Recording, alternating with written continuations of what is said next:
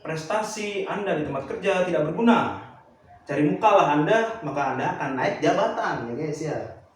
Anjir, rambut Polem.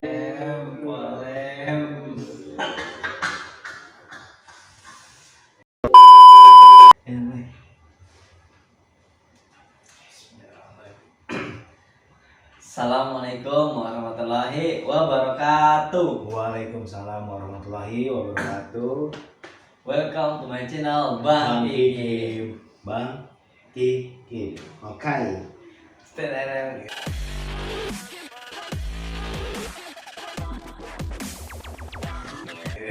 Untuk hari ini ya guys ya, untuk video hari ini kita mencoba untuk menjawab Sesi tanya jawab. Iya, sesi tanya jawab. Ada beberapa pertanyaan yang meluncur.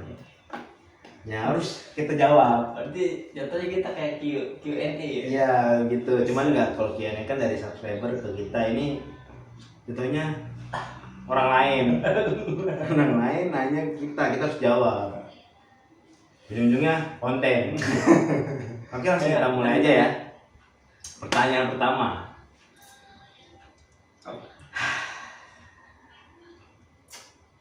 Jangan pengumpul, Pak. Pertanyaan pertama yaitu nih, ketika kita membantu orang lain, Yes. dampak apa yang kita inginin? Dampak yang kita inginkan. Dampaknya misalnya kalau membantu orang lain nih, lo pengen orang lain lo bantu itu ngakuin apa ke lo gitu maksudnya? Nggak ada sih. Dia paling apa ya? Nggak ada paling kalau buat pengen dampaknya mah. Kita lo pengen balasan apa gitu dari orang yang lo bantu maksudnya gitu? Dia ucapan ya terima kasih juga ya. Udah cukup. Kayak gitu. Selain itu, Udah sih dengan dia ngejawab terima kasih aja udah cukup buat gua. nah misalkan lo membantu gua nih, misalkan lu udah ngebantu gua, terus lu yang lu harapin dari gua apa maksudnya gitu? Nggak ada, udah Titik, ini Iya. terima kasih aja. Terima kasih aja udah. Itu dari versi lo ya. Iya. Dari Menurut lu gimana coba? dari versi gua, kalau misalkan kita udah ngebantu orang, dampak yang gua pengen ini sih ya benar, terima kasih satu, sama yang kedua dia menghargai kita aja udah alhamdulillah banget tuh. Ya udah bersyukur, oh dia masih ingat sama gua nih gitu. Ingat sama gua. Berarti salah satu juga bagian dari terima kasih. Iya, kan maksudnya kan gini ya, kita udah dibantu nih sama dia, masa kita lupa begitu aja? Iya. Kan itu kan salah satu yang bikin kita bantu orang tuh jadi ikhlas juga tuh, ridho juga kan. Oh iya, dia membantu kita gitu. Tapi kalau ikhlas mah nggak diomong berarti. Iya kan, ya udah lewati sendiri aja sih gitu. Tapi kan yang dibantu harusnya juga sadar diri guys. Maksudnya gitu. Ya kudu sih. Nggak sadar diri, oh dia udah bantu gua harus lebih menghargai dia gitu kan. Yang mentang-mentang udah dibantu selesai, udah itu nggak boleh gitu. Zaman sekarang banyak loh. Iya, Jadi makanya. biasanya misalkan kita membantu orang nih, itu orang yang membantu itu kadang ya udah kemana gitu. Ya, yang dibantu. Soalnya zaman sekarang tuh ada 3 kata yang udah dilupain sama orang. Pertama, Kata maaf.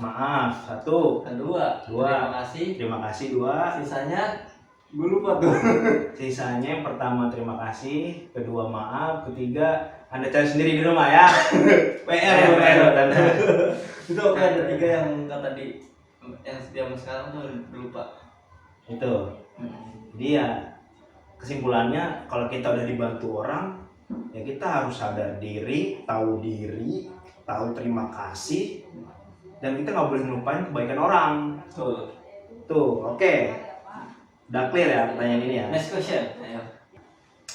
Pertanyaan selanjutnya. Ayo,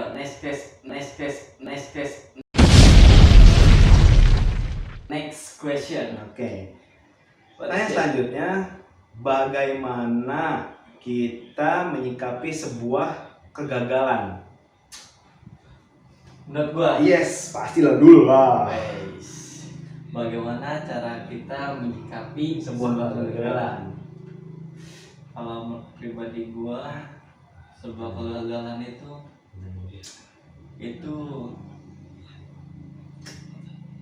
pertama sebuah tantangan juga sih ya kalau kegagalan itu.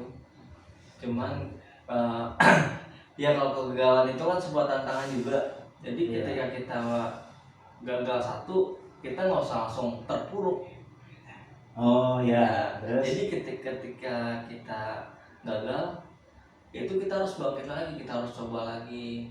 Mau berapa kali pun kita harus mencoba. Kayak pepatah Jack Ma yang FC itu kan.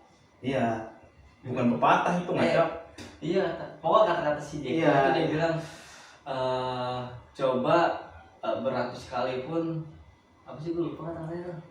Berapa kali pun gagal ya. Iya, pokoknya ketika lu merasa gagal, lu jangan langsung pantang menyerah. Jadi ketika lu gagal, lu langsung bangkit, lu coba lagi gitu. Jadi kalau misalkan udah gagal, jangan langsung putus asa, langsung coba lagi. Ya, coba lagi sampai kapanpun harus terus coba tuh. Coba udah mentok udah. Kalau mentok mana? Udah putar balik kanan. Mentok putar balik kanan. Kalau tapi gua dengan terus aja. Ya, terus berusaha intinya. Kalau gagal sekali lanjut terus. Jangan patah semangat lah. Jangan putus asa lah intinya ya guys ya. Kalau menurut gua pribadi, kalau kita gagal, satu, gua ini pengalaman pribadi, kalau gagal, gua renungin dulu. Gagal gua di mana? Salah gua apa? Udah dapet jawabannya, coba lagi, tapi dengan langkah yang beda. Jadi kita nggak mungkin nyemplung di lubang yang sama. Contoh kayak misalkan udah putus sama pacar lo, sama pasangan lo kan, udah putus nih. Jadi itu kegagalan dalam percintaan ya, asmara nih kan. ngejauh dari percintaan doang ini ya. Asmara hancur, jalan-jalan meluncur, ya gitu. Yang penting Hayu pokoknya. Nah, kalau udah kayak gitu, maksudnya tuh jangan masuk lubang yang sama. Kalau udah gagal di step itu, lu nyari step lain. Kayak tadi yang bilang masalah asmara itu, misalkan lu udah putus sama mantan lu, udah selesai. Tapi lu mungkin masih ada rasa sebalikan lagi ya, sama aja lu ngulangin kesalahan yang sama. Berarti itu mau kegagalan konteksnya berbeda. Itu kan dalam asmara kan, bilang konteks asmara, dalam konteks kehidupan sama juga. Kalau lu udah salah di situ, udah gagal di situ, lu cari lagi. Tapi jalan lagi, tapi dengan langkah yang berbeda, step yang beda. Tapi kalau dengan step yang sama, pasti gagal-gagal juga, walaupun kemungkinannya untuk keberhasilan ada, teman kecil. Kecil ya, sekitar 40%, 30%. Iya, makanya harus ada perubahan di jalan yang baru gitu loh. Terus juga yang kedua, gagal benar. Yang ketiga, yang itu juga benar. Terus coba terus, jangan sampai lu udah gagal berkali-kali tapi udahlah capek. Mungkin yang lu udah bilang capek seperti itu, pas lu mau nyoba lagi, kata Allah bilang gini, itu udah di depan mata, kenapa nggak lu coba? Ibarat kata nih, berarti kalau ibarat kata lagi nambang nih, lu lagi nambang, udah capek nih. Itu padahal masih tinggal lihat udah di depan mata, tapi lu berhenti. Tinggal kita tek gini doang, nyatuin gitu kan cahayanya. Tapi lu berhenti karena lu udah putus asa, makanya buang jauh-jauh putus asa. Walaupun gua pernah putus asa ya guys, tapi jangan ditiru, itu nggak bagus, nggak bakal maju buat kedepannya. Kalau putus ini nggak apa-apa. Putus cinta asmara hancur, jalan-jalan meluncur. Ya begitu, pokoknya kalau gagal coba lagi dibagi sampai berhasil. Habiskan masa kegagalanmu. Setelah masa gagalmu habis, kamu tinggal menikmati masa keberhasilanmu. Nah itu kata-katanya maksud gue tadi. Quotes of the day, anjas slebeo. Oke, jadi kesimpulannya kalau gagal coba terus sampai berhasil. Oke. Pertanyaan selanjutnya ya guys. Yes. The next question. Apa yang kita rasakan tentang sebuah kehilangan dalam hidup saat ini? Tentang kehilangan dalam hidup ini, dalam misalkan kehilangan. Ya misalkan kehilangan apa yang lo punya. Contoh misalkan lo punya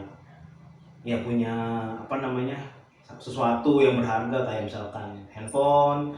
Tahu-tahu lagi lu sayang-sayangnya sama handphone itu, tahu rusak. Bukan kehilangan. Bukan asmara lagi ya. Ini udah pertanyaan tentang kehidupan. Makanya tadi gue nanya, ini kehilangan apa ini? Kehilangan ya, mulai kayak gitu, something yang berharga buat lu dalam hidup lu gitu. Gimana? Contoh kayak laptop lah ya kehilangan.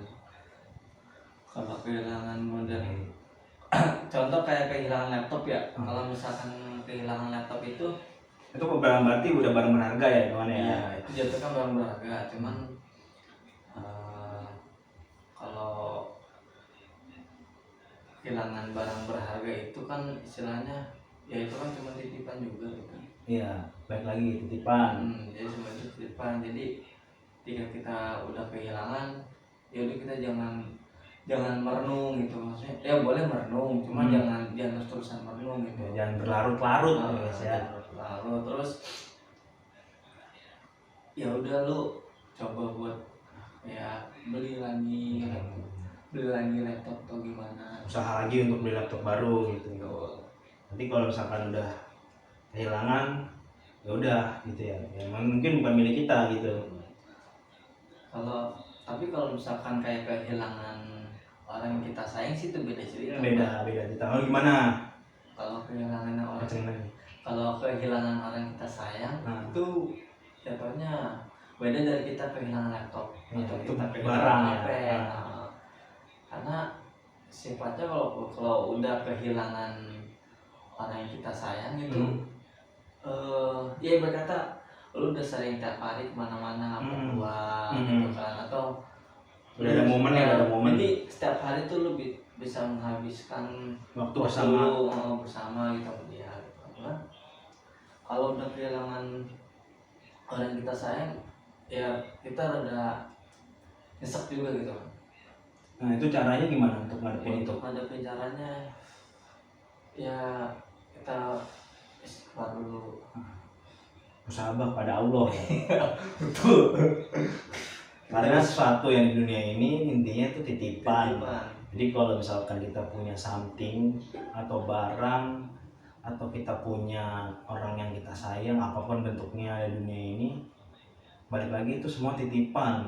Jadi kalau misalkan hilang itu semata-mata bukan karena emang kita menghilangkan atau gimana. Emang mungkin Allah itu, Tuhan itu bukan menakdirkan atau bukan untuk sesuatu itu milik kita untuk sampai kita selamanya. Mungkin itu ada saatnya dia untuk kembali. Sudah ada waktunya dia untuk kembali. Iya, semua ada masanya dan masa ada waktunya. Salah deh.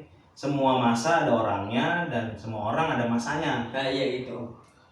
Salah penting tadi kan. Berarti kesimpulannya itu udah sekalian gue jawab ya itu.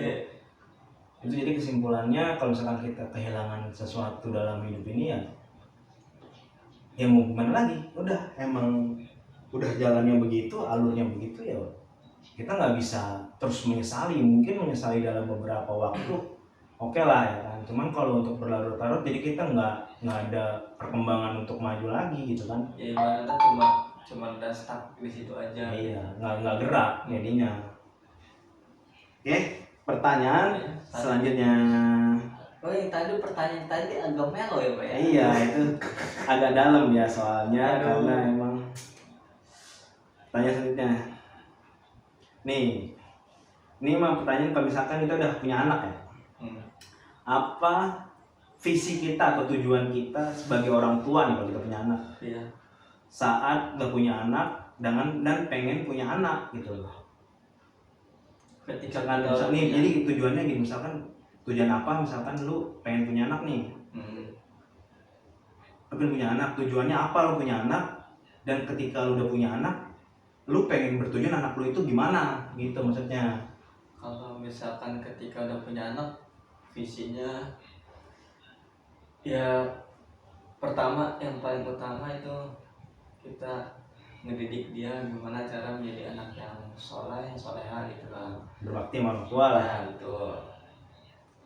Terus tujuan yang kedua gimana caranya mendidik ya.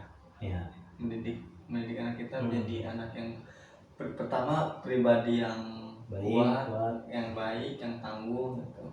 Yang terutama paling utama itu kita bagaimana caranya tujuan kita bagaimana cara kita mengajarkan anak itu untuk beradab sama orang tua, sama orang lain. Iya, sama itu Tuhannya ya. Ya, itu yang paling utama dan paling utama. Allah.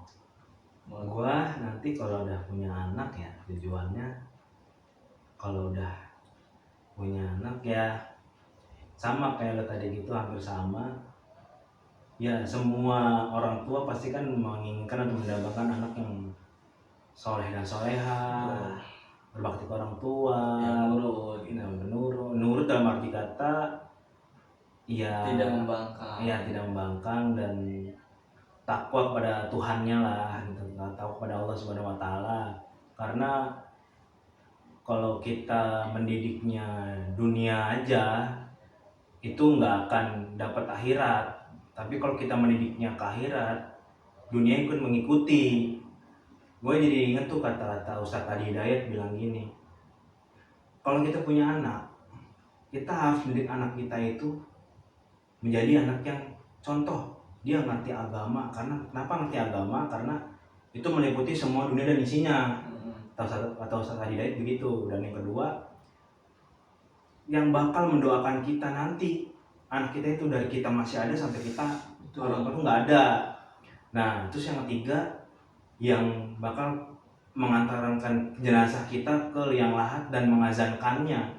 Kalau misalkan kita nggak mendidik anak seperti itu, siapa yang bakal jadi begitu ke orang tuanya? Kan nggak mungkin orang lain, pasti kan menginginkan anaknya yang seperti itu gitu. Jadi kalau ya ini anak tujuan gue ya insya Allah takwa dulu sama Allah dah, masalah dunia itu bakal mengikuti gitu. Karena kalau udah titiknya takwa pada Allah, apapun di kepalanya itu takwa sama Allah, bawahnya kan pasti ngikutin semua aspek-aspeknya gitu. Oke. Jadi untuk berbuat, nah untuk berpikir-pikir kembali. Iya, jadi misalkan si anak itu pengen ngelakuin something yang salah atau amit-amit maksiat, jadi dia mikir lagi, oh iya ada Allah yang selalu ada yang lihat, selalu mengawasi begitu. Walaupun orang tua nggak melihat dia berbuat nakal atau maksiat, tapi dia punya iman ke Allah, jadi nggak akan melakukan itu gitu, kemungkinan besarnya gitu, insya Allah. Oke guys, pertanyaan selanjutnya apa itu? Kita lihat seberapa besar motivasi kita untuk memaksimalkan potensi yang kita miliki. Semaksimal-maksimalnya. Semaksimal mungkin berarti. Iya, semaksimal mungkin. Iya betul. Terus? Udah. Pokoknya berarti lu mengeluarkan potensi lu semaksimal mungkin. Iya. Gua setuju dan jawaban gua sama. Soalnya kita naikin potensi juga kita harus maksimalin dulu potensi yang ada, baru kita cari potensi lain. Oke. Singkat, padat, jelas, mantap. Tanya selanjutnya.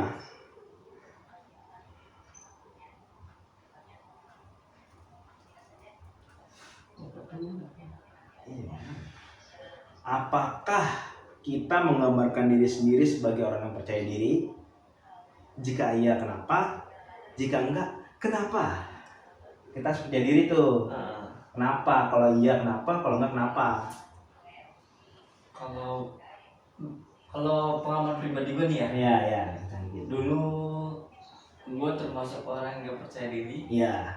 Terus ya segala sesuatu tuh gue gak pede buat ngelakuin. Soalnya kayak maju buat presentasi di kelas. Waktu zaman kuliah nih ya. Terus kayak untuk ya sesuatu yang lain lah gitu. Jadi gue kayak ngerasa gue gak pede aja gue gitu. Jadi jadi tuh yang ini tuh orang lain gitu. Yang misalnya yang buat bicara tuh jadi orang lain gitu. Jadi bukan dari gue sendiri. Itu dulu pengalaman pribadi gue. Cuman setelah gue pengalaman ini yang gue alami gitu kan, tidak percaya dirian lu itu ya. Terus dan diajari juga dengan beberapa orang-orang di sekitar gue gitu kan, pengalaman pribadi teman sekitar. Ya alhamdulillah. Jadi gue sekarang kalau misalkan ya walaupun ada sedikit yang buat gue percaya diri itu ada, cuman ya pasti kecil ada ya. Pasti ada, itu ada kecil, tapi nggak separah dulu. Gitu. Jadi begitu kesimpulannya. Iya. Ya kalau semua orang intinya sih ya, kalau gue pribadi semua orang intinya pasti punya rasa tidak percaya diri. Ya pasti punya, masa enggak, emang apaan kan gitu ya. Tapi gue juga sama kayak lu tuh, dulu gue juga sama sempat nggak percaya diri yang kayak masalah apapun lah ya, di tempat kerja atau di tempat kuliah gue ngerasain insecure karena gue nggak lebih bisa dari teman-teman gue, di tempat kerja karena gue nggak bisa cari muka kayak teman-teman gue. Ingat, prestasi Anda di tempat kerja tidak berguna, cari muka lah Anda, maka Anda akan naik jabatan ya guys ya. Gue untuk itu prestasi tidak penting, cari muka nomor 1. Jadi Jokes. Jokes. jadi percaya diri itu sangatlah penting ya. Tapi kepercayaan diri itu harus berdampingan dengan pengetahuan dan wawasan. Karena kalau percaya diri doang tidak punya wawasan dan ilmu, jadinya apa yang kita omongin itu nggak sesuai dengan realita. Pertama, kedua kayak tong kosong nyaring bunyinya. Ketiga, apa yang diomongin orang lain dan lu ikut nimbrung tapi lu nggak nyambung. Jadi jatuhnya lu kayak jaga sembung, bogolok, nggak nyambung, cantik begitu. Percaya diri itu perlu intinya kan, harus diasah terus. Percaya diri diasah, kemampuan dan wawasan harus selalu diasah terus. Jadi semua itu beriringan. Iya, pendampingan. Jangan sampai lu pede tapi Wawasannya lu kurang. di belakang. Iya. Ya, jadi Pede, tinggi lo, wawasan begini, tong kosong nyari bunyinya bos, begitu. Ingat, di tempat kerja Anda, jarang yang berprestasi, tapi yang mencari muka, cepat naik jabatan, mantap. Jadi kalau Anda kerja di tempat kerja dimanapun Anda kerja, datang, absen, kerja, gajian, pulang, selesai. Oke. next question. Next question ya guys ya. Gelap juga ini. Ada lampunya. Kalau nggak sedap. Oke, pertanyaan selanjutnya. Apa yang ingin kita terus lakukan? Apa yang ingin kita lakukan? Iya. Apa yang ingin kita terus lakukan? Jadi kan itu kan tentang apa itu? ya kan kayak tadi ketemu kegagalan, kurang percaya diri, kan kita udah bahas semua tuh tadi kan. Nah, kita udah ngolah semua. Nah, ini kayak apa nih, udah setelah kita itu udah lakuin itu semua, yang kita pengen lakuin itu apa gitu loh maksudnya. Mencoba hal yang baru lagi. Coba hal baru, terus ya kalau bisa potensi yang ada sebelumnya kita kembangin lagi, kita tingkatin lagi, dan kita coba mencoba apa tadi, mencoba buat mencari wawasan baru. Jadi ya gimana caranya lu terus-terusan buat upgrade, kayak handphone aja, lu nggak cuma stuck di situ aja, misalnya di Snap 10 atau Snap 5 nggak mungkin. Iya. Jadi harus 11 atau 12, 13. Jadi intinya kita harus terus mengupgrade diri ya guys ya. Dan perkembangan zaman yang semakin canggih, tapi kadang manusianya tidak lebih canggih daripada teknologinya. Tapi ada satu lagi. Apa tuh? Jangan cuma mengasah di otak aja gitu, tapi lu harus gimana caranya ngupgrade di dalam hati lu, dalam iman lu. Jadi kalau misalkan lu cuma ngupgrade di otak, tapi lu di dalam hati lu, ibaratnya kalau di hati kan maksudnya kayak adat dan perilaku gitu. Iya. Kalau misalkan kita otak kita di upgrade, tapi pribadi kita, perilaku kita nggak buruk, ya. Sama aja. Iya, kemunduran malah ya. Jatuhnya minus, Pak. Iya, jatuhnya minus.